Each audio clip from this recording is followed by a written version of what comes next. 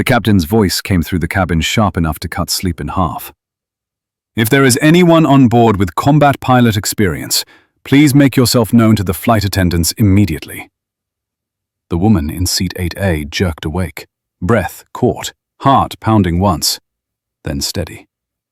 Around her, a ripple of sound rose and died. Tray tables stilled. A spoon clinked and stopped. Someone laughed too loudly, and then swallowed it. The cabin lights were dim, that bluish hush meant to soothe, but it didn't reach the eyes.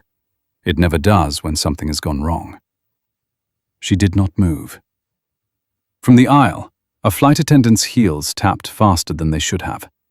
Her smile was gone. Her eyes were counting. The woman in 8A watched the reflection in the window instead of the aisle.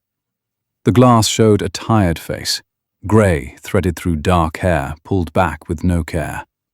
A scar cut thin and pale along the jaw, half hidden. She pulled the blanket higher and closed her eyes, not because she was tired, but because she knew exactly what that voice meant, and she knew what it would cost to answer.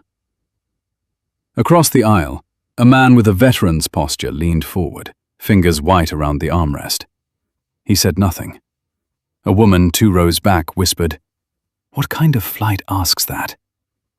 Her husband didn't answer. He just squeezed her hand. In the galley, the lead attendant hissed into the interphone, low and urgent. The first officer stood with his back to the door, shoulders tight, as if he could hold the plane together by posture alone. The captain stared at the instruments, jaw set, eyes tracking lines that were supposed to behave. They weren't. Not exactly wrong, just off. Like a compass that tells the truth, but not the one you want. The woman in 8A had been sleeping, because she had trained herself to sleep anywhere. Because rest is a weapon when you are older, and the body remembers things the mind would rather forget. Because she had promised herself she was done stepping forward. The flight attendant reached her row and stopped. "Ma'am," her voice wavered, then steadied. "Do you know anyone in this section with military flight experience?" The woman opened her eyes. She took in the attendant's hands, shaking despite the polish, the sweat at her hairline, the way her gaze flicked to the cockpit door and back. Years ago, the woman in 8A had learned to read fear without feeding it. She sat up slowly. "I'm not current," she said. Her voice was calm, unremarkable. "I don't fly anymore." The attendant swallowed. "The captain is asking for someone to consult.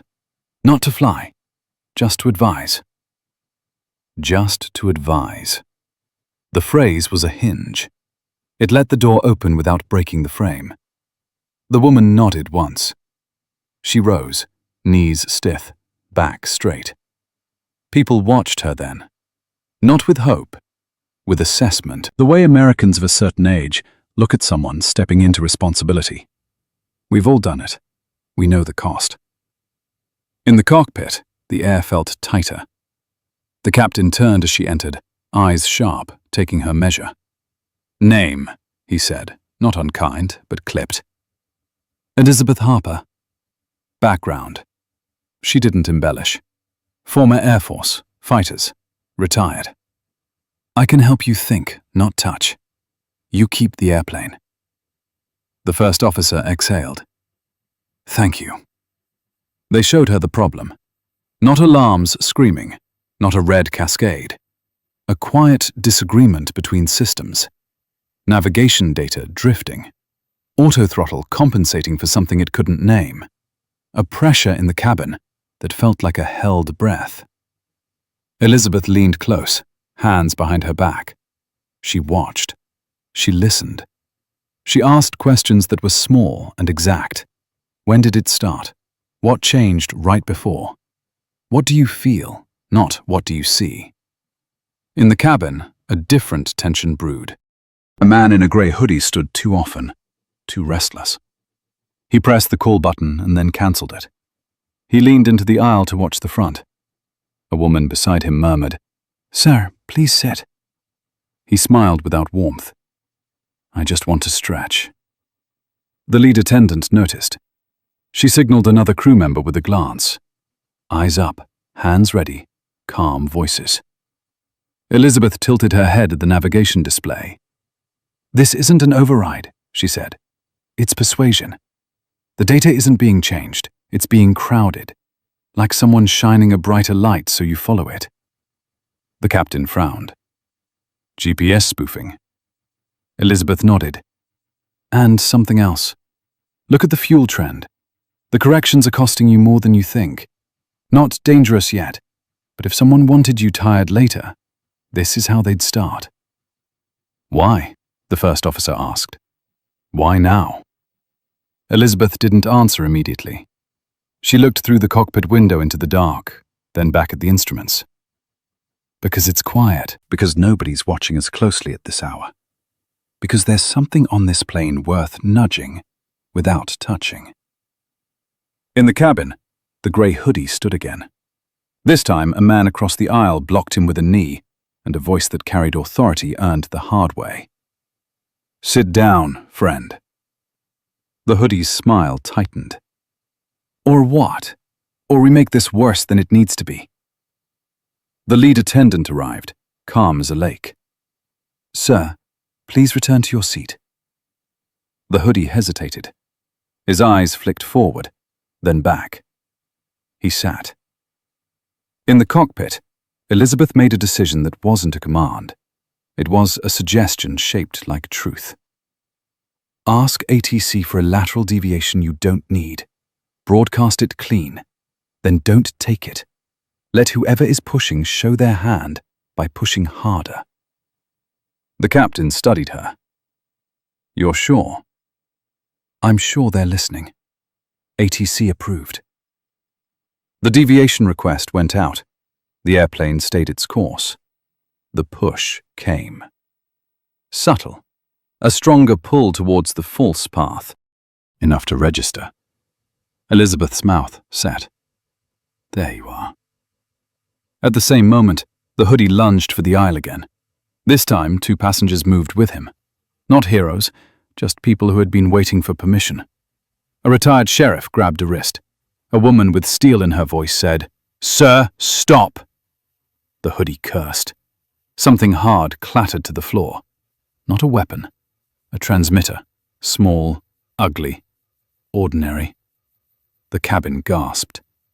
The lead attendant knelt, scooped it up, eyes wide. She didn't ask what it was.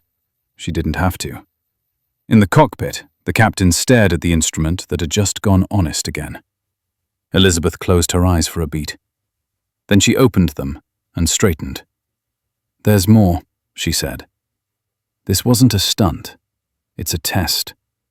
They wanted to see who would stand up, who would speak, who would hesitate. The captain looked at her. And you? Elizabeth met his gaze. I'm done hesitating. He nodded. Thank you, Miss Harper. She paused at the door. Captain, she said, one more thing. When you land, don't thank me. Ask questions about who benefits when safety looks like inconvenience. About who gets quiet access to systems that were supposed to be boring. Back in 8A, Elizabeth sat and breathed. Her hands shook now. That was the price. The cabin hummed with low voices, relief leaking out in pieces. A woman leaned over. Thank you, she said. Elizabeth nodded, eyes forward. Her phone buzzed once. A message, brief, precise, from a number that did not save names. The board is assembled. The audit window is open. Elizabeth Harper closed her eyes again, not to sleep, to choose. She stood. This time there was no announcement, no request. She walked toward the front with the certainty of someone who owned the floor beneath her feet, because in a way that mattered far more than titles. She did. The cockpit door closed with a sound that felt heavier than it should have, a muted seal that cut the cabin off from whatever decisions were being made at the front. The airplane continued forward, engine steady, but the mood had shifted. Relief never arrives clean. It leaks, then leaves a residue of fear behind. Elizabeth Harper returned to seat 8A and sat without ceremony. Her pulse took longer to slow now. That was always the tell. In the air, she was precise. On the ground, or close to it, the body remembered too much. She pressed her palms to her thighs and focused on the vibration through the floor, the honest physics of motion. Across the aisle, the retired sheriff who had moved first leaned back, jaw tight, eyes forward. He had not asked her name. He did not need it. A woman behind him whispered a prayer she hadn't used in years. 2 rows up, the grey hoodie sat rigid between a flight attendant and a passenger who kept his arm half raised, not touching, ready. The lead attendant spoke softly into the cabin. "Folks, we had a minor situation that is now under control. Please remain seated. Thank you for your cooperation." Her voice was steady because she had practiced steady. Her hands, tucked behind her back, were not. Up front, the captain kept the airplane boring. That was the job. ATC's voice crackled in, calm, procedural. They acknowledged the deviation request that had never been taken. They asked if everything was all right. The captain answered yes, and meant not yet. Elizabeth watched the dark outside the window. No moon, just a scatter of lights far below, ships like punctuation marks on a sentence that never ended. She thought of the message on her phone, and the word audit. Boring words that frightened the right people. The transmitter sat in a sealed bag on the galley counter. It was not powerful. It did not need to be. It had crowded the truth. Elizabeth knew the kind. You didn't break systems like that. You leaned on them until they told you what you wanted to hear. A man 2 seats up turned and looked at her. Really looked. He was in his late 60s, hair thin, shoulders broad in a way that had once meant something else. "You Air Force," he said quietly. "Was," Elizabeth said. "Figures," he said. He nodded once and faced forward. That was the end of it. The grey hoodie finally spoke. "This is bullshit," he said, too loud. "I didn't do anything. You people overreacted." The flight attendant leaned in. "Sir, please lower your voice." "I know my rights." The sheriff didn't turn his head. "You know your volume too," he said. "Use it wisely." The hoodie swallowed and went quiet. The transmitter glinted under the galley lights like a small, ugly truth that did not want attention. In the cockpit, the first officer leaned closer to the captain. "If this is a test, what's the endgame?" The captain didn't look away from the instruments. Endgames don't announce themselves. They wait. Elizabeth felt the airplane correct itself, a tiny adjustment that told her the data had gone honest again. She let out a breath she hadn't known she was holding. Then her phone buzzed again, once. Another message, shorter this time. "Legal is aligned. Press is not." She closed her eyes. Of course they weren't. The woman beside her leaned over, voice barely there. "Are we safe?" Elizabeth opened her eyes. She looked at the woman's hands, folded tight in her lap, at the wedding band worn thin. "We are flying a very well-built airplane," she said, "with very careful people. That's usually enough." "Usually," the woman said. Elizabeth nodded. The cabin lights brightened a shade, the signal of routine trying to reassert itself. A cart rolled. Water was offered. No one wanted it. The world did not snap back. It rarely does after you see behind the curtain. At altitude, time stretches. People think it compresses, but it stretches. Elizabeth thought of years spent making systems dull. Dull was safety. Dull was the highest compliment. Someone had tried to make this flight interesting. She stood again, slower this time, and made her way to the galley. The lead attendant looked at her and hesitated, then stepped aside. Elizabeth did not touch the bag with the transmitter. She did not need to. "Who called this in?" Elizabeth asked. The attendant blinked. "I did." "Good," Elizabeth said. "Who else knows?" The attendant lowered her voice. "Corporate security. Federal. They're waiting when we land." Elizabeth nodded. "And the passenger?" "We'll keep him seated. 2 marshals are on board. They're quiet." "Good," Elizabeth said again. She paused. "When we land, there will be people who want a story. Do not give them one.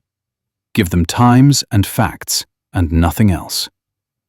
The attendant studied her face. "Who are you?" Elizabeth met her gaze. Someone who learned that the quiet work matters more than the loud.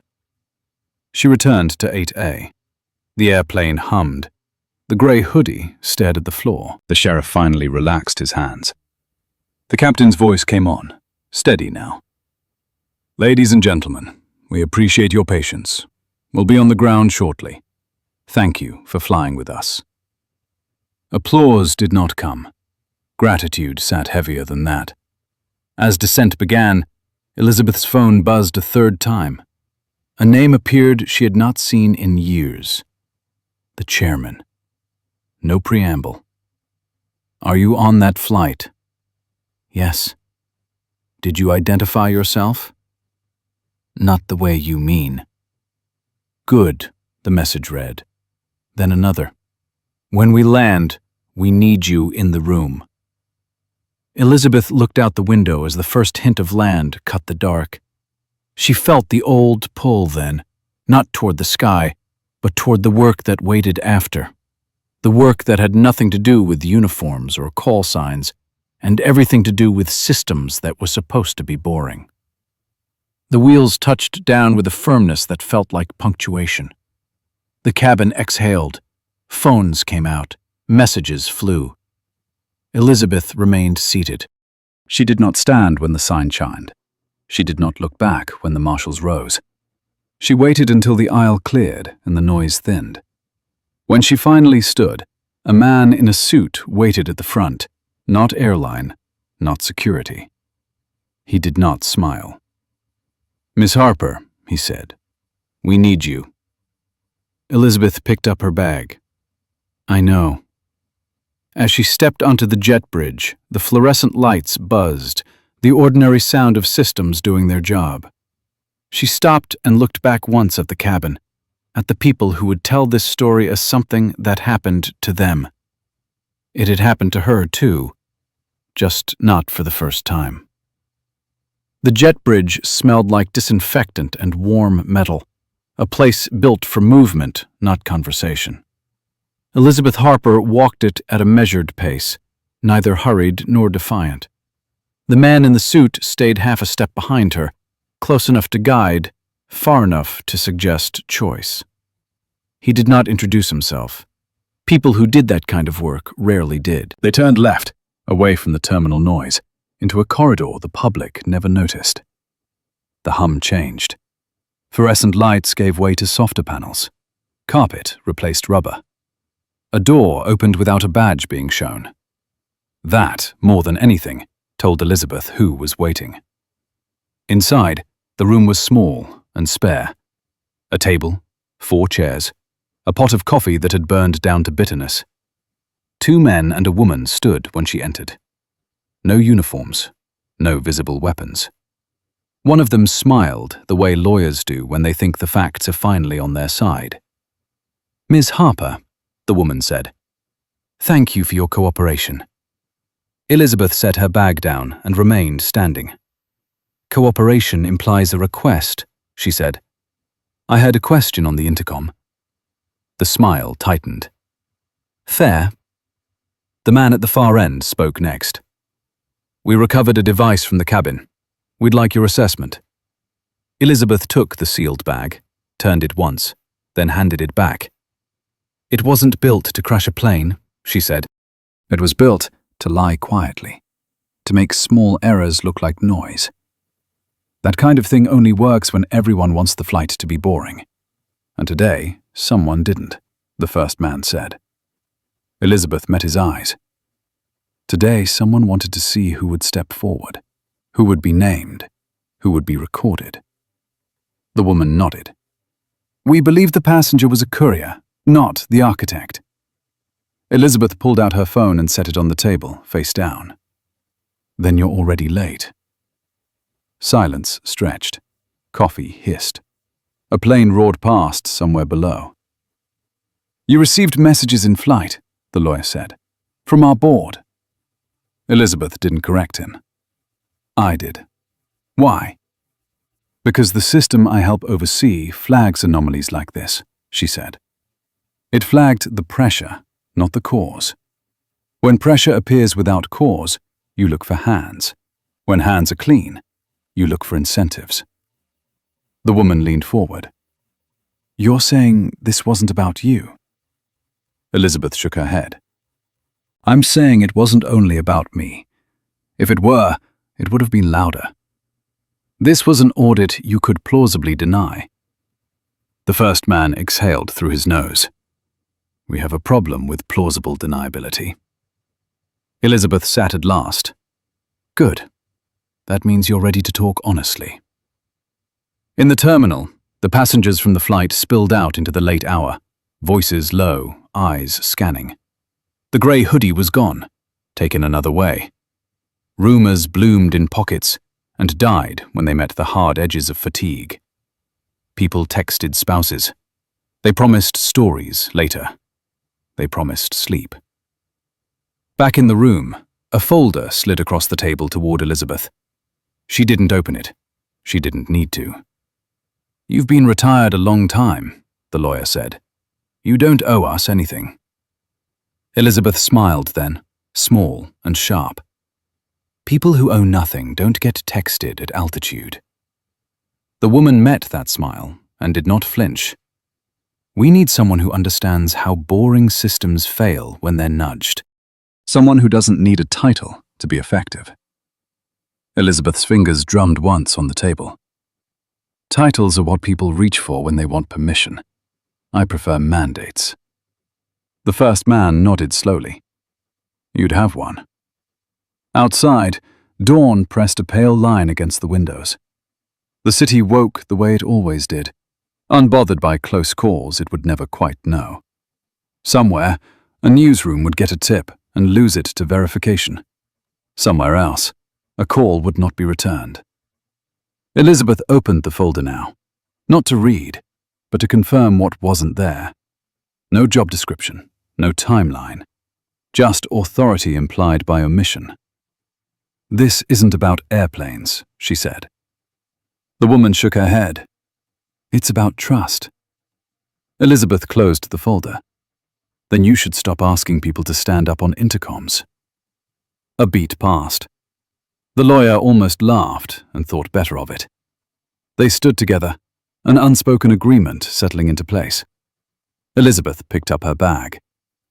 One condition, she said. Name it. When this becomes public, she said, and it will, I don't want the story to be about a woman in seat 8A. I want it to be about why the system allowed a quiet lie to fly at all. The first man extended his hand. Agreed. Elizabeth shook it once, firm. As she turned to leave, the woman spoke again. Miss Harper? Elizabeth paused. You were underestimated tonight, the woman said. That helped. Elizabeth looked back, eyes cool. Being underestimated is not a strategy, she said. It's a condition. What you do with it decides who you are. She walked out into the terminal, where a car waited without markings and a driver who did not ask where. As they pulled away, her phone buzzed one last time. A single line from the chairman again. We're prepared to name you interim chief. Elizabeth watched the city slide past, glass and steel catching the early light. She typed back without hesitation. Interim is how mistakes hide. The reply came quickly. Then name your terms. Elizabeth rested her head back against the seat and closed her eyes, not to sleep, but to see the work ahead with clarity. Outside, the airport shrank. Inside, the tempo rose, steady and relentless, carrying her toward a room where decisions were made quietly and consequences arrived on time. The car moved without urgency, which meant urgency was everywhere else. Elizabeth Harper watched the airport fall behind them, runway lights dissolving into a ribbon of white and red, then into nothing. The driver's hands stayed at 10 and 2, precise, disciplined. He did not glance at the rearview mirror. He did not ask if she preferred silence. He assumed it. That assumption told her more than any badge could. They crossed the river just as the first true light reached the low clouds. Morning had the color of steel, honest, unforgiving. Elizabeth's phone rested in her palm, dark now, finally still. Interim. The word lingered like a bad aftertaste, a placeholder. A way to borrow authority without owning consequences. She did not do interim. The car turned into a private drive, guarded by nothing more visible than a camera dome and a man who did not move as they passed. The building ahead was not tall. It did not need to be. It was older than the companies whose logos funded it, older than the crises it quietly absorbed. Brick, limestone, windows narrow enough to suggest discretion rather than transparency. Inside, the air was cooler, quieter. The kind of quiet built intentionally, layered with money and time. Elizabeth walked past framed photographs without slowing.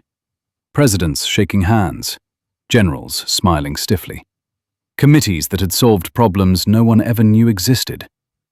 A conference room door stood open. This time, more chairs were filled.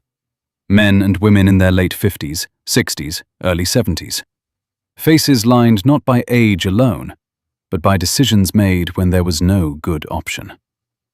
A few looked up when Elizabeth entered. Most did not. They already knew she was coming. The chairman stood at the head of the table. He was older than she remembered, or maybe he had just stopped pretending otherwise. "Elizabeth," he said, "thank you for coming in so early." "You woke me on an airplane," she said evenly. "Early is relative." A ripple moved through the room. Not laughter, recognition. "Please," the chairman said. "Sit." Elizabeth remained standing. "Before we begin," she said, "I want something on the record. Last night was not a coincidence. It was a probe. Whoever ran it wanted to know 3 things. Whether a civilian system would self-correct, whether people would intervene without orders, and whether you would respond quietly or publicly." One of the men leaned forward, fingers steepled. "And your assessment?" Elizabeth met his gaze. "The system corrected only because people did. The people intervened because they were asked, not because they were trained. And you responded quietly, because noise would have exposed gaps you're not ready to explain." The room stayed still. "That's not an indictment," Elizabeth continued. "It's a diagnosis." A woman on the far side spoke, voice controlled, clipped. "We've spent decades minimizing single points of failure." Elizabeth nodded. "And in doing so, you created collective ones. No one owns the risk anymore. Everyone assumes someone else is watching." The chairman exhaled slowly. "That's why we called you." "You called me because I was underestimated on a flight and didn't correct the assumption," Elizabeth said. "Because I didn't grab a microphone. Because I didn't ask permission." She finally took a seat. The chair did not creak. Everything here was designed not to. "You want me because I don't look like the problem," she said, "or the solution. I look like something in between." The man who had spoken earlier frowned. "We want you because you see the seams." Elizabeth tilted her head. "Then stop pretending this is about aviation." The room shifted. Someone cleared their throat. "This is about infrastructure trust," Elizabeth said. "Transportation, energy, data. Places where the public believes systems are boring because boredom equals safety. Last night proved boredom can be manipulated without breaking anything. A younger man, late 40s maybe, finally spoke. "And you believe there are more tests coming?" Elizabeth didn't hesitate. "Yes. And next time, they won't announce themselves with an intercom." Silence pressed in. Not fear, calculation. The chairman folded his hands. "We're prepared to give you authority across divisions. Oversight, audit access, response coordination." Elizabeth leaned back. "Authority without clarity breeds paralysis." "What do you want, Elizabeth?" the woman asked. Elizabeth looked around the table. She did not rush this part. People like these respected timing more than volume. "I want the power to say no publicly," she said, "to stop operations when something feels wrong, even if I can't prove it yet. I want direct lines that bypass committees when minutes matter. And I want this understood as prevention, not reaction." The younger man scoffed before he could stop himself. "That's a lot of trust." Elizabeth's eyes cut to him. "Trust is what you lost when you optimized for silence." The chairman raised a hand. "Enough." He looked at Elizabeth. "And when this goes wrong?" Elizabeth held his gaze.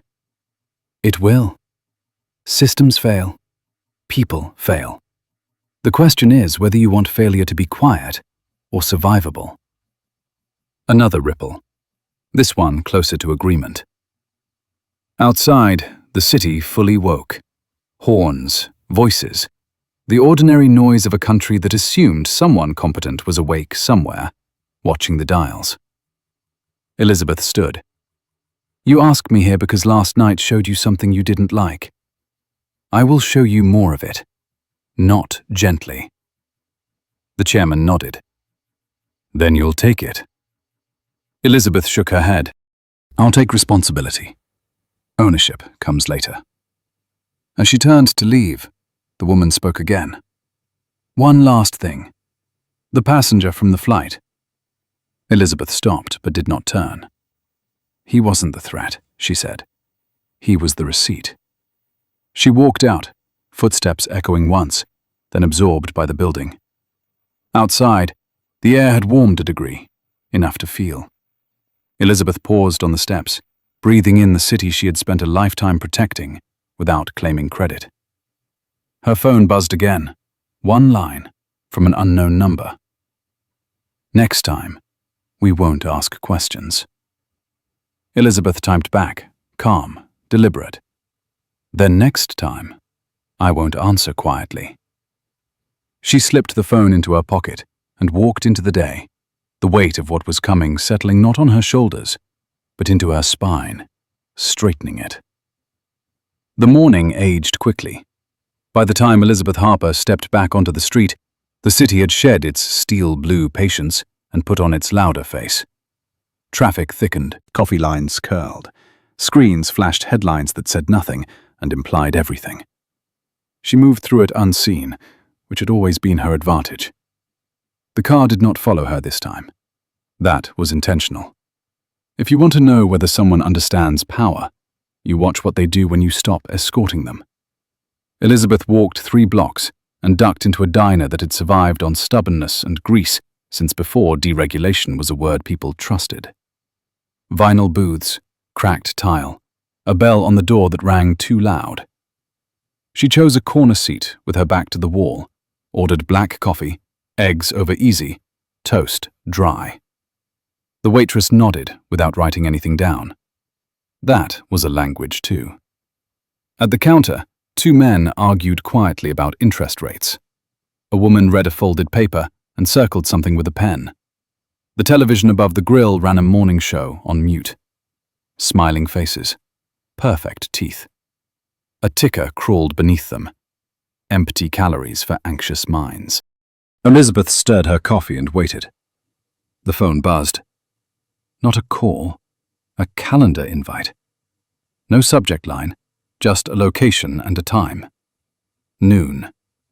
A law firm whose name suggested heritage and hid intent. She accepted without comment. The eggs arrived. She ate slowly. She had learned long ago that speed belonged to people who believed they were late. Elizabeth had never believed that. The work would wait. The consequences would not. When she stood to leave, the waitress touched her arm. "Honey," she said gently, "you look like someone who didn't sleep." Elizabeth met her eyes and smiled, real this time. "I slept enough." Outside, the sky had cleared. Sunlight bounced off glass and metal, 1,000 small mirrors reflecting the same unanswerable question. How much did people want to know? At noon, the law firm's lobby smelled like citrus and money. A receptionist with a voice trained to sound warm escorted Elizabeth to a conference room that had never hosted an honest conversation. The man waiting stood when she entered. Mid-60s, hair silvered but deliberate, suit tailored without vanity. "Ms. Harper," he said, "I'm Daniel Ross." "I know who you are," Elizabeth said.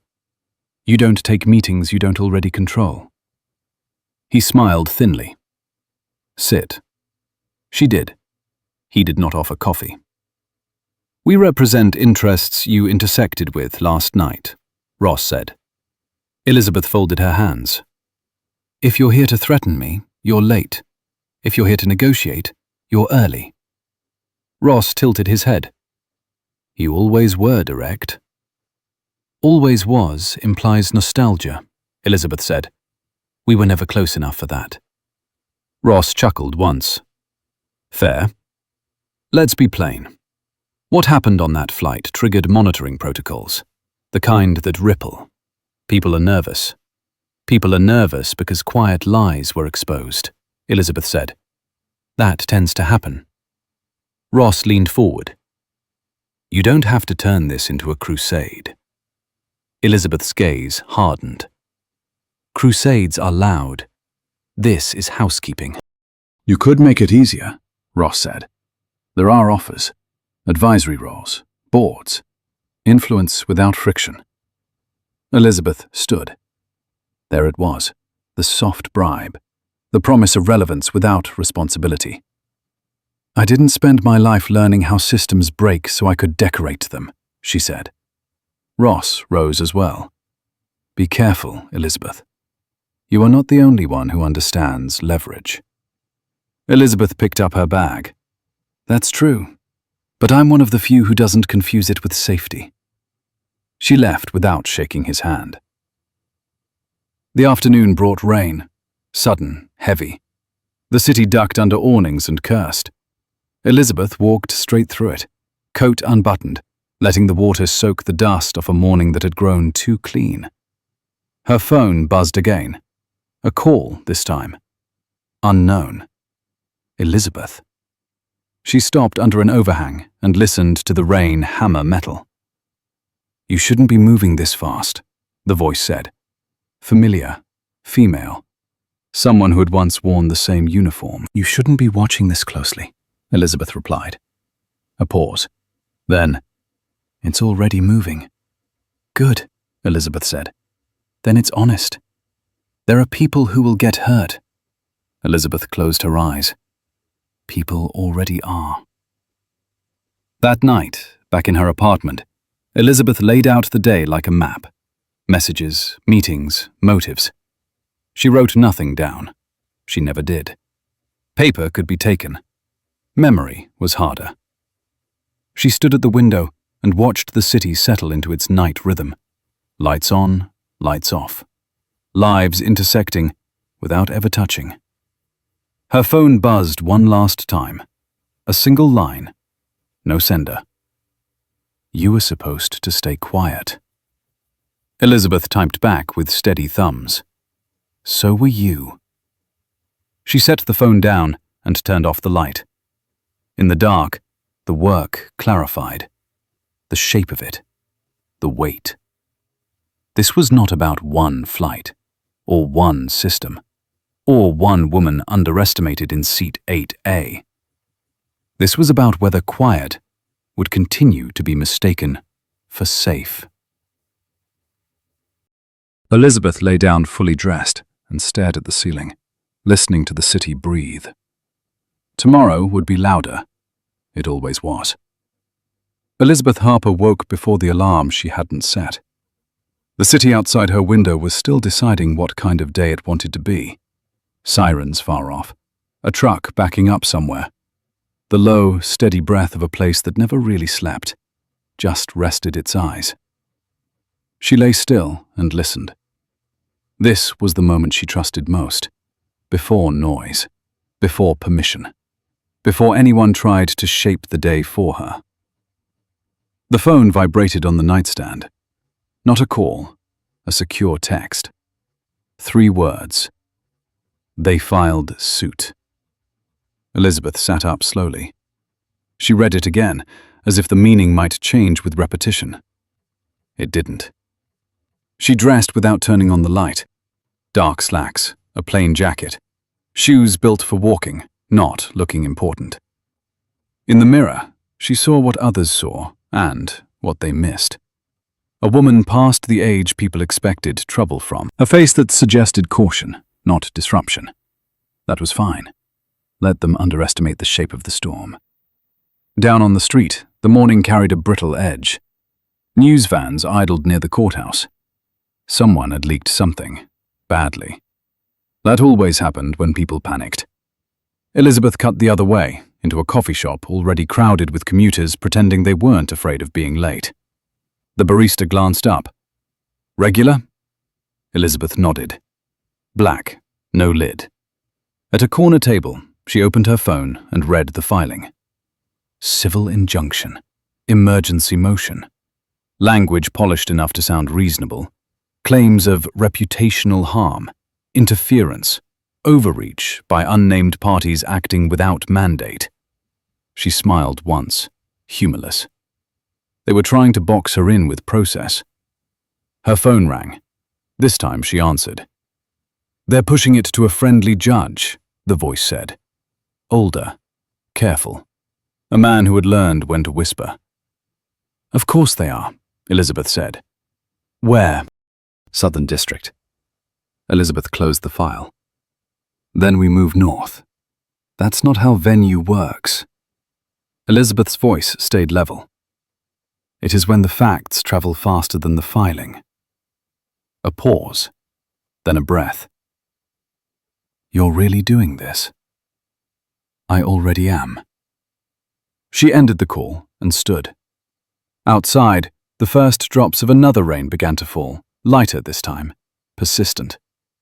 The courthouse steps were slick. Cameras swung as she passed, drawn by instinct more than recognition. Someone shouted her name. She didn't turn.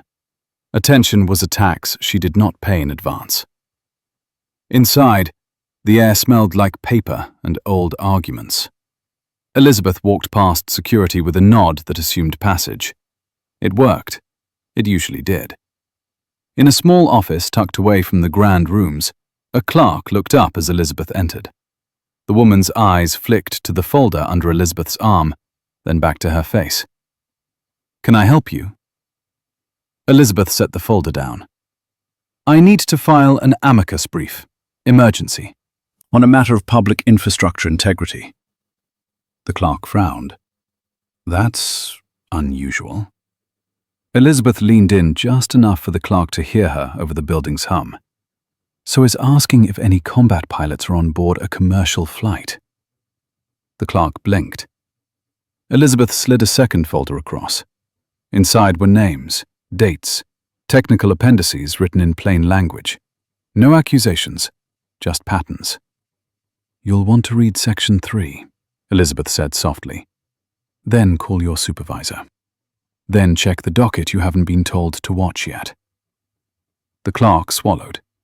She did not touch the folder, but she did not push it back. Outside, Elizabeth stepped into the rain and let it soak her hair. The city did not look at her.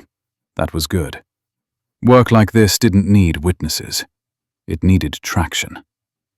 Her phone buzzed again, a number she recognized now. "They're escalating," the voice said. "Congressional inquiries, media.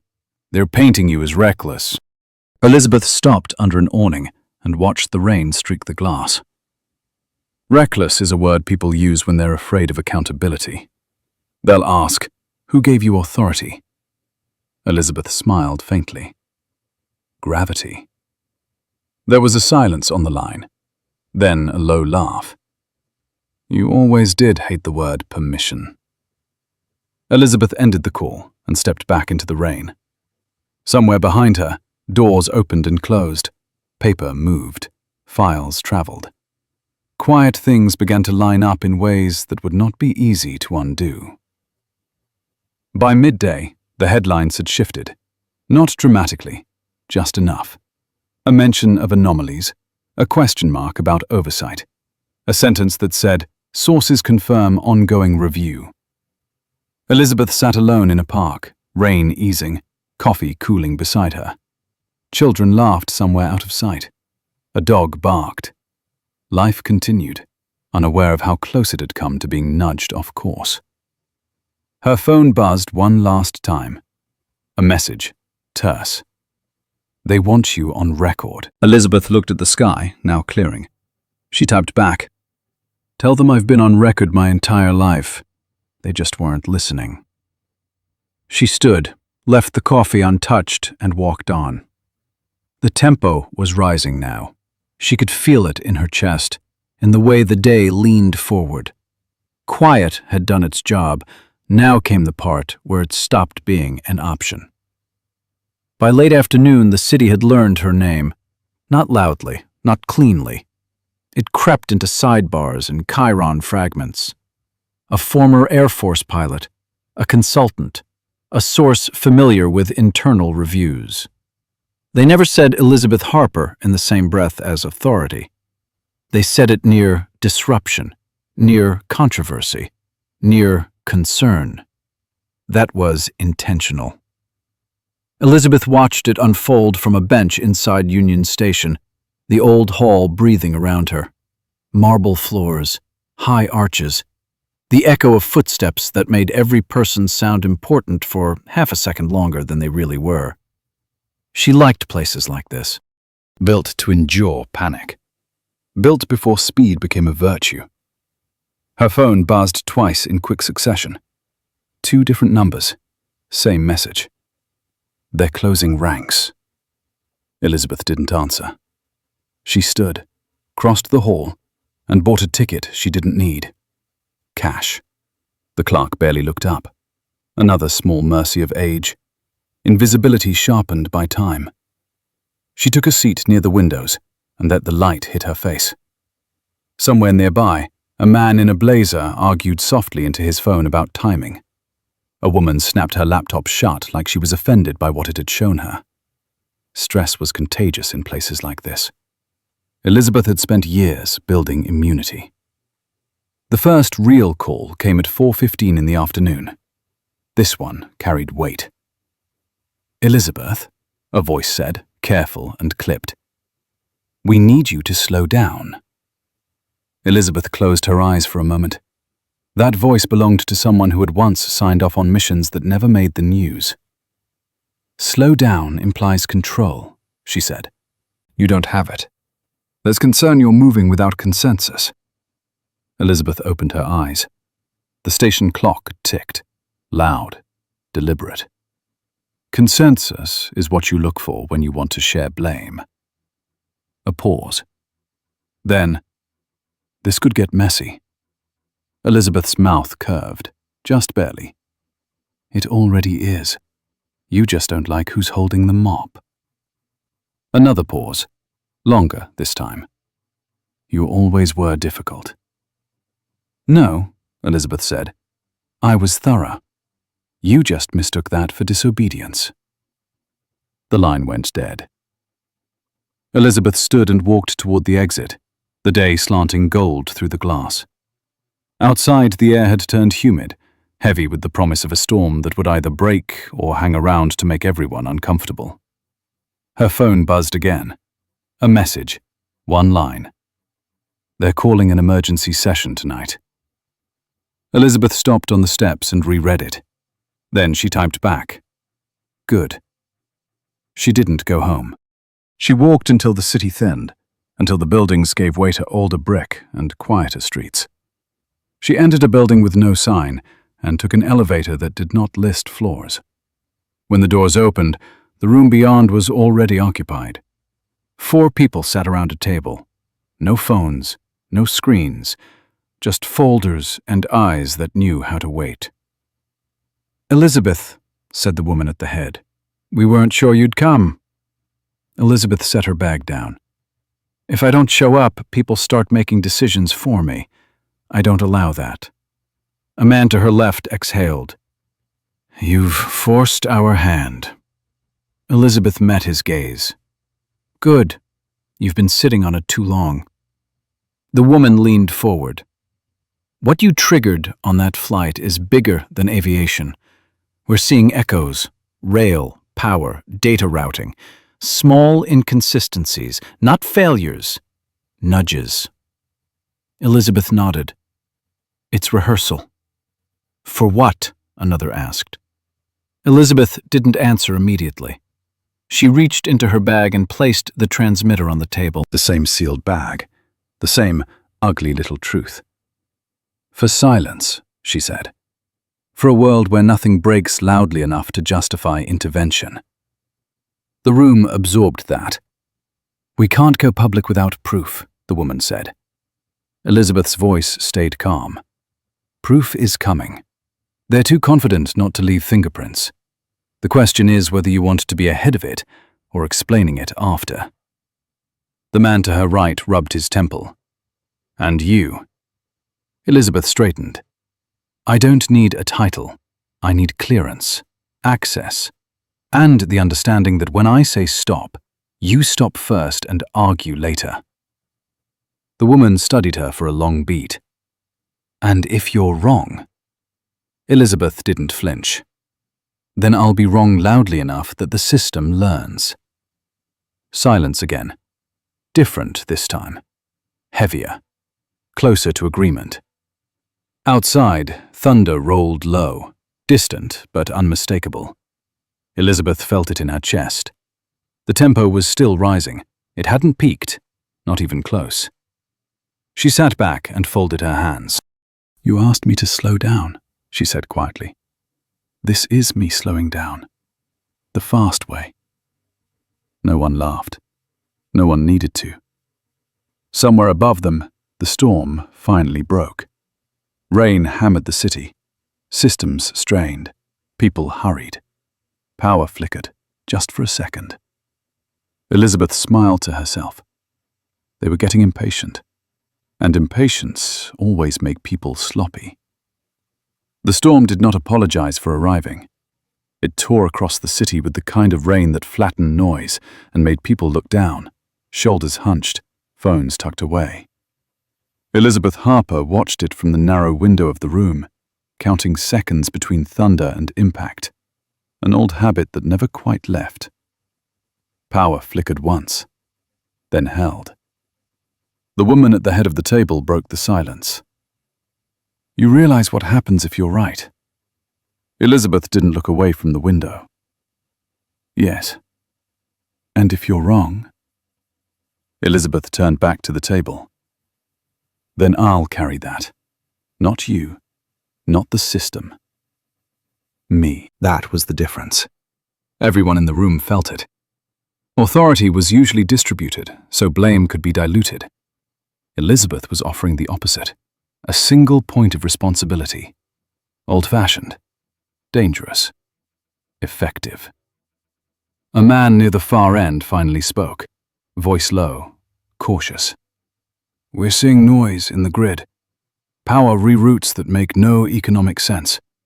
Data latency spikes that vanish before anyone logs them. It's subtle. It has to be, Elizabeth said. Loud failures trigger protocols. Quiet ones change behavior. The woman nodded slowly. Conditioning. Elizabeth sat forward now, elbows on the table, hands clasped. You don't hijack a system anymore. You teach it new habits until it forgets what normal feels like. Then, when you push, it moves on its own. The room absorbed that. Outside, rain hammered harder, as if punctuating her words. "And the flight," the man said. "Why start there?" Elizabeth's eyes sharpened. Because aviation still has memory. Checklists written in blood. Pilots who don't trust automation blindly. If you can nudge that world without being noticed, everything else is easier. A quiet curse left someone's mouth. Elizabeth continued. Last night wasn't about causing harm. It was about watching reactions. Who speaks up, who freezes, who hides behind process, and who steps forward without being asked. The woman at the head of the table held Elizabeth's gaze. "And you did." Elizabeth's jaw tightened. "I was asked." That earned a faint, grim smile. A phone vibrated on the table. No one touched it. Vibrations were information too. Elizabeth felt it then. The shift. The thing she had learned to recognize long before alarms went off. The sense that someone else had decided to move. Her own phone buzzed. A message, not encrypted. That alone was a signal. "You're making this harder than it needs to be." Elizabeth read it once, then showed it to the table. "They're losing patience," she said, "which means the next move won't be quiet." "What does that look like?" the man asked. Elizabeth leaned back, breath steady. "It looks like a public problem. Something visible enough to force a response, but ambiguous enough to confuse blame. A failure that isn't catastrophic, just humiliating." The woman frowned. "Where?" Elizabeth closed her eyes briefly. "Transportation hub. Peak hour. Somewhere with cameras and commuters and plausible deniability." Another thunderclap rolled overhead, closer now. "If that happens," the man said, "we'll need to move fast." Elizabeth opened her eyes. "Then stop waiting for certainty. You won't get it." The woman straightened. "What do you need?" Elizabeth didn't answer immediately. She listened. Past the rain, past the hum of the building. She listened for the city, for the rhythm of systems under strain. "I need one thing," she said at last. "When the moment comes, don't ask me to explain. Ask me what to stop." The room went still. Outside, a siren wailed and cut off abruptly. Elizabeth stood. "We're out of time." As if on cue, the lights dimmed. Just a breath, long enough for everyone to notice, short enough to be dismissed. Then her phone rang. A call, this time. Secure line. Elizabeth answered. "It's happening," the voice said. "Penn Station, signal failure. Trains stacking up. No injuries. Yet." Elizabeth closed her eyes, just for a second. When she opened them, there was no hesitation left in her. "Lock down remote overrides," she said. "Freeze automated reroutes. Force manual confirmation on every change. That'll snarl traffic for hours." Elizabeth's voice hardened. "Better hours than funerals." She ended the call and looked at the table. "This is the part where you decide who you are," she said. "Observers or owners?" The woman stood. "Do it." Elizabeth nodded once. She moved for the door as another call came in, then another. The city was waking up to the fact that boredom had failed. As she stepped into the hallway, the rain outside intensified, drumming against the building like a countdown. Elizabeth Harper walked into it without a coat, shoulders squared, already ahead of the chaos. This time, she hadn't been asked. Penn Station did not panic. It never did. Panic required space, and Penn Station had none. It compressed fear into irritation, then into anger, then into a brittle kind of obedience. Trains stacked on tracks like unsent letters. Departure boards blinked, corrected, blinked again. Conductors spoke into radios that answered with static or not at all. Elizabeth Harper stood on the upper concourse and watched the machines stutter. She did not rush. Rushing was for people who believed speed could replace control. Her phone stayed in her hand, vibrating in pulses that meant different things to different systems. She answered none of them. She listened. A man in a wrinkled suit slammed his briefcase against a bench and cursed the city. A woman clutched her phone, whispering to someone about a missed connection that felt bigger than it was. Two teenagers laughed, filmed, moved on. Life kept trying to be ordinary. Below, a train eased forward, then stopped again. The sound echoed, metal complaining. A ripple of shouts followed. Not fear yet, frustration. Elizabeth turned toward the glass railing. She could see the platforms from here, the narrow channels where people flowed when the system behaved. Now they eddied, pooled, waited for instruction that didn't come. Her phone rang. She answered this one. "They're pushing an automated reroute through a vendor back door," the voice said. "It's masked as maintenance." Elizabeth closed her eyes. Of course it was. Maintenance was the most trusted word in any system. "Shut it down," she said, physically. "That's not possible remotely." Elizabeth opened her eyes. "Then send someone who can turn a key." A pause, then movement. She could hear it in the background. Footsteps, doors, the sudden urgency of people realizing procedure had limits. Another call cut in. "Media's outside. They're asking who's in charge." Elizabeth looked at the crowd below, at the way people leaned toward the departure boards like pilgrims toward scripture. "Tell them the truth," she said. "No one. That's the problem." She hung up and started down the stairs. Security noticed her halfway, not because she looked important, but because she moved like someone who expected the building to listen. A guard stepped into her path. "Ma'am, you can't go down there." Elizabeth didn't slow. "I'm already there," she said, and kept walking. The guard hesitated. That was all it took. On the platform, the air was thicker, hotter, the smell of metal and damp and impatience. A conductor wiped his forehead with a sleeve and stared at his watch like it might answer him. Elizabeth approached him. "How long have you been running this line?" The man blinked. 23 years. "Then you remember when signals failed and we still moved people," Elizabeth said. The man's mouth tightened. "Yeah, we talked to each other." Elizabeth nodded. "Do it again." She didn't raise her voice. She didn't need to. The authority was in the recognition, in the way she spoke to him, as if his experience mattered more than the screens. The conductor lifted his radio. "Dispatch, this is Charlie on track 9. We're going manual." A crackle, then a voice. "Charlie, you can't," Charlie cut it off. "We are." Around them, other conductors listened. One by one, radios lifted. The system felt it. A resistance, not loud, coordinated. Elizabeth's phone buzzed. Another message, short, furious.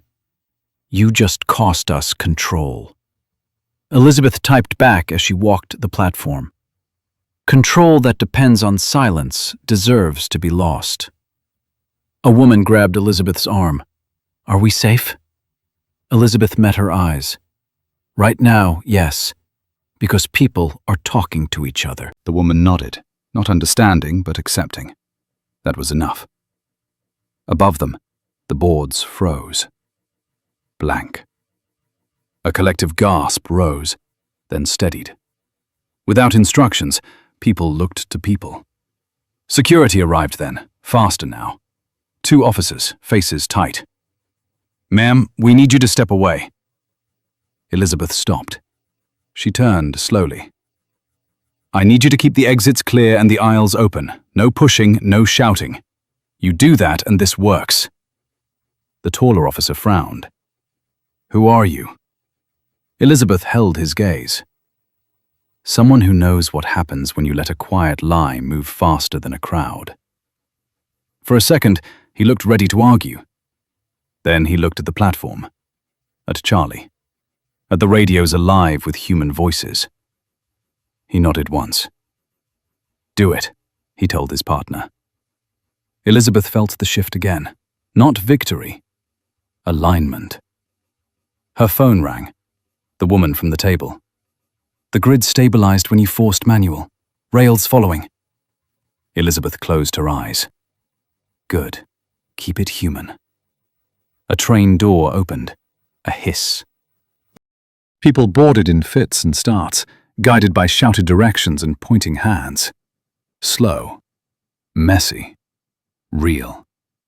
Elizabeth stepped back and watched. The system was ugly now. Inefficient. Loud. And safe. Cameras appeared. Someone recognized her face. A reporter's voice cut through. "Ms. Harper, are you coordinating this response?" Elizabeth turned to the lens. For the first time, she did not deflect. "I'm reminding people how this used to work," she said. "Before we pretended automation was the same thing as judgment." The reporter blinked. "Is this about last night's flight?" Elizabeth's eyes didn't leave the crowd. "This is about today's commute." Another train pulled out. The platform thinned. The pressure eased, not because the system had recovered, but because people had. Her phone buzzed one last time. A message from the chairman. "They're asking for a statement." Elizabeth watched Charlie tip his cap to a passenger. She typed back, "Tell them we slowed down on purpose." She slipped the phone into her pocket and blended into the thinning crowd, leaving behind a station that would remember this not as a failure, but as the day the screens went dark and nothing collapsed. By the time Elizabeth Harper surfaced back onto the street, the rain had thinned to a mist that clung to coats and hair like a second thought. Penn Station exhaled behind her. Trains moved again. Not smoothly, not fast, but they moved, and people went where they needed to go. That was enough for now. She walked north without checking directions. The city had already chosen her path. Sirens wailed and faded. Helicopters thudded somewhere above the clouds, chasing a story that had already slipped their grasp. Screens in shop windows replayed shaky clips of dark boards and shouting conductors, captions still arguing with themselves.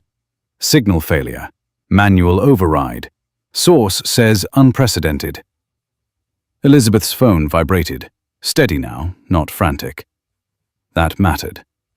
Panic had a rhythm. This was different. This was alignment.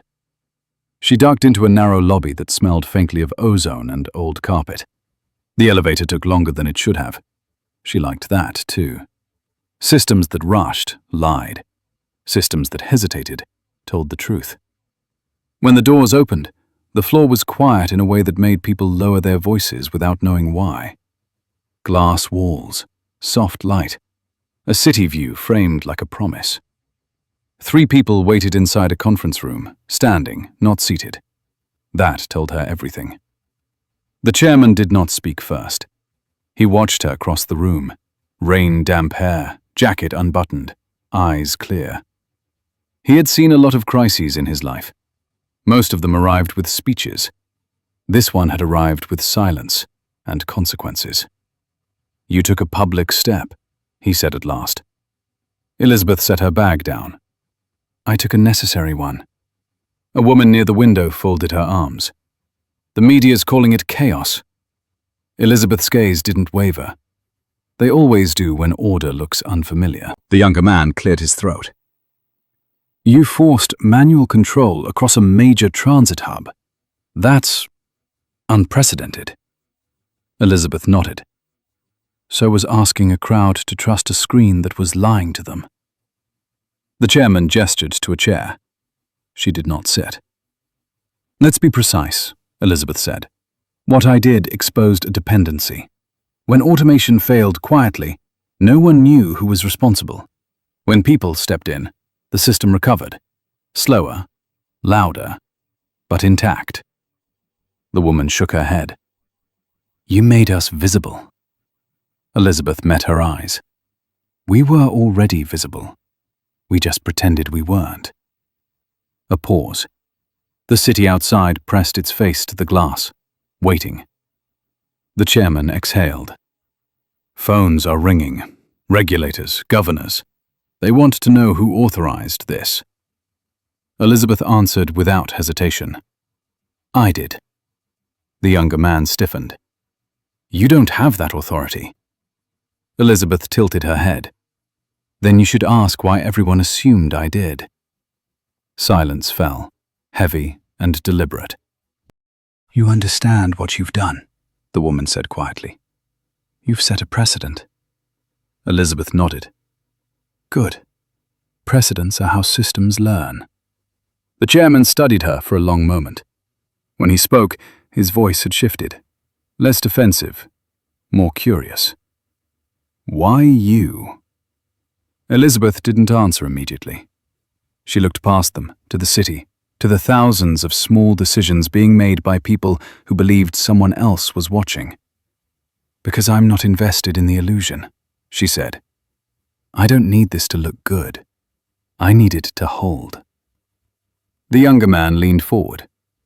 And if the next disruption is worse? Elizabeth's jaw set. Then we don't hide behind dashboards. We put names on decisions. We slow things down before speed breaks them. The chairman straightened. You're talking about structural change. Elizabeth nodded. Across sectors, not just transportation. Anywhere we traded judgment for convenience and forgot the cost. Another silence. Different now. Not resistance. Consideration. Outside, a break in the clouds let sunlight cut across the buildings, sharp and temporary.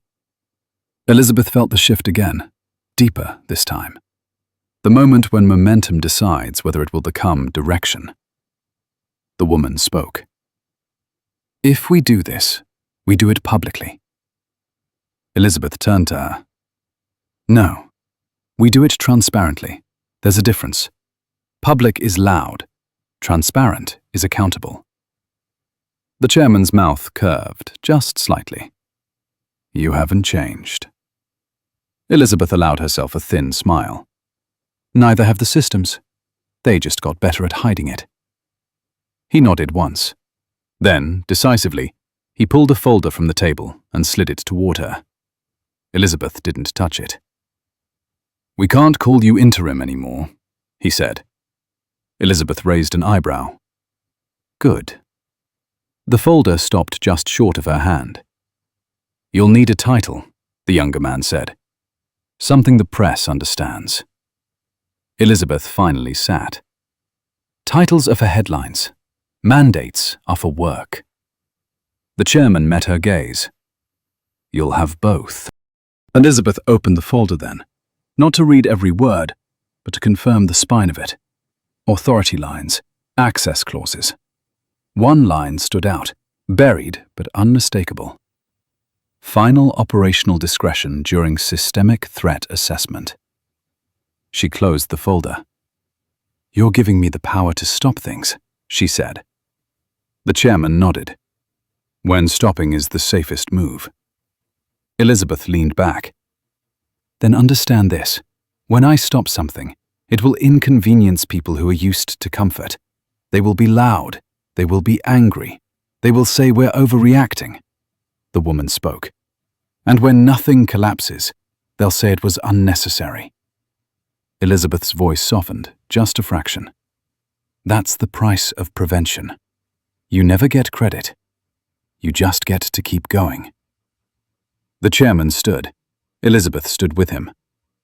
We'll announce tonight, he said. Limited details. Enough to anchor the story. Elizabeth shook her head. No announcement yet. The room froze. Give it one more cycle, Elizabeth said. Let the people who are pushing reveal themselves by pushing again. Then we speak. The younger man frowned. That's risky. Elizabeth's eyes were steady. So is pretending this is over. The chairman considered, then nodded. 1 cycle. Elizabeth gathered her bag. 1 more thing, she said. When this comes out, don't frame it as a rescue. Frame it as a correction. The system didn't fail. Our assumptions did. The woman exhaled. You really don't care how this looks. Elizabeth paused at the door. I care very much, just not about the same things. She stepped back into the elevator, alone this time. As the doors closed, her phone buzzed. A message. No sender. You think you've won. Elizabeth typed back without breaking stride. No, I think you've been seen. The elevator descended. The city rose to meet her again, loud and alive, and fragile in the way all living systems are. The tempo was still climbing. She could feel it in her bones. Whatever came next would not be quiet.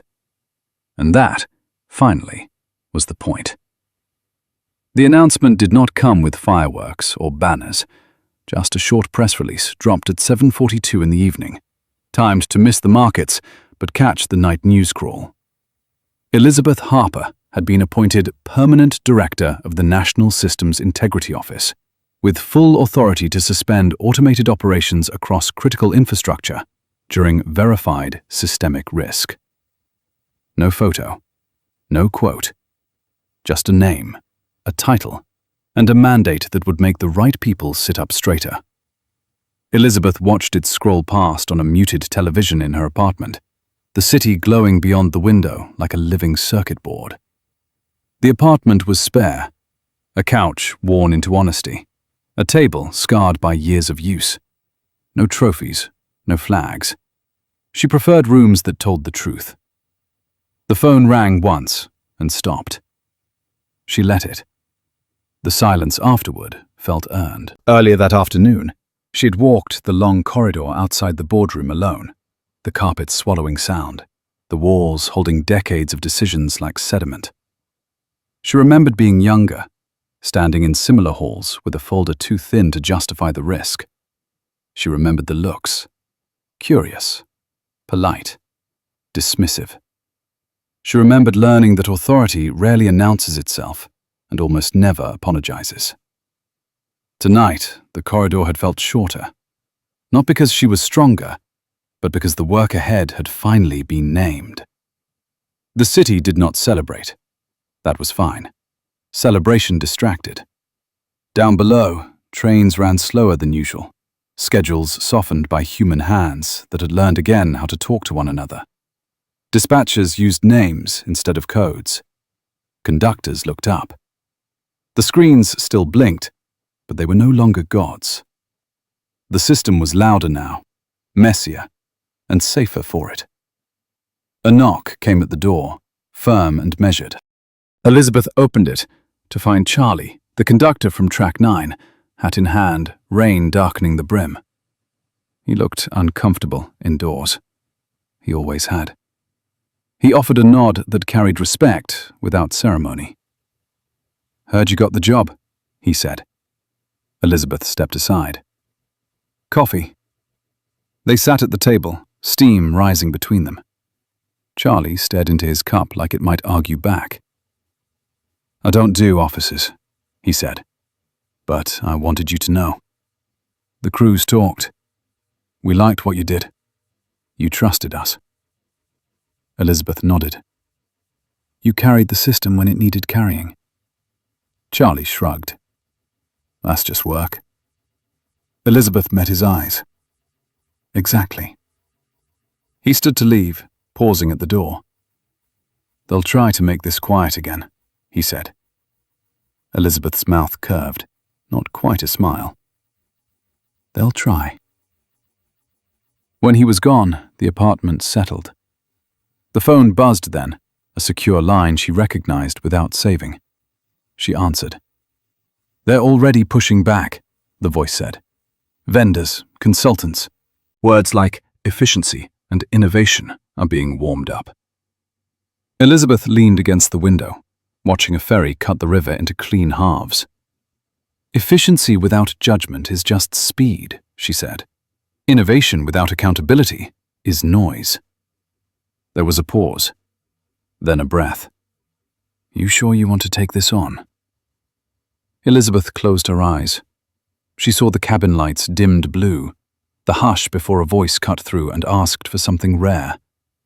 She saw the platform at Penn Station, screens dark, people stepping forward because someone had reminded them they could.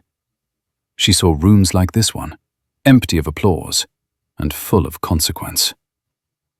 I already did, she said. The call ended. Outside, a siren wailed and passed. The city kept breathing. Elizabeth turned off the television and sat at the table, opening a folder she had brought home and not yet touched. Inside were timelines and thresholds and names of systems people assumed would always be boring. She read until the lines stopped blurring and the shape of tomorrow took form. Just before midnight, another message came through, unencrypted, careless in its confidence. You slowed us down. You think that makes you powerful. Elizabeth typed once and set the phone face down. Power that can't tolerate friction deserves to stall. The next morning arrived clear and sharp. Elizabeth walked to work without an escort, coat buttoned against the chill, shoes steady on the pavement. People passed her without recognition. She liked that too. Invisibility kept the edges honest. At the building, the security guard nodded and opened the door without being asked. Inside, the air hummed with new rules being learned. The work began. She spent the day stopping things. Not dramatically. A routing here, a rollout there. Each pause came with a reason, written plain, signed, owned. The calls came. The arguments followed. Elizabeth listened and waited for the moment when insistence turned into understanding. It happened more often than the skeptics predicted. At dusk, she stood at the window again, the city lit from below, a map of choices flickering into life. Systems would push back. They always did.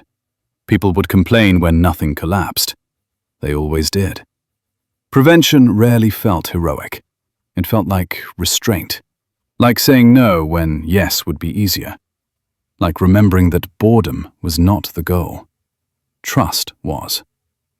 Elizabeth picked up her coat and headed out, the tempo still rising, steady and relentless, carrying her toward a future that would be louder than before and safer for it. If this story stayed with you, tap like, subscribe for more, and comment below 3 words.